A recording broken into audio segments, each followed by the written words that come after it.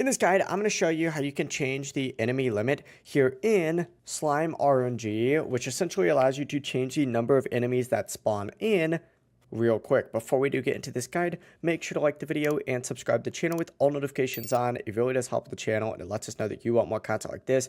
We'd greatly appreciate it. And if at any point throughout this guide you had any questions, ask them down in the comment section below and we could help you out further. I'm going to be doing my best to reply to every single comment down there. Now, you got to understand that your enemy limit does kind of depend on your upgrades. Obviously, the further along in the game you are, the more enemies will spawn in at a time. And that also goes with how many friendlies spawn in at a time as well.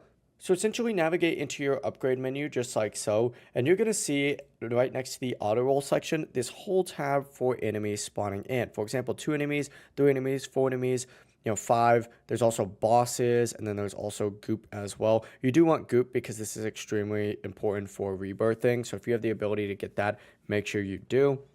But if it is lagging out for you a little bit, or it's just being slow and you're seeing pretty consistent frame drops, what you can do as well is actually hit this little settings gear, scroll down on here, and then you're going to see an enemy limit on here, and you can adjust it accordingly.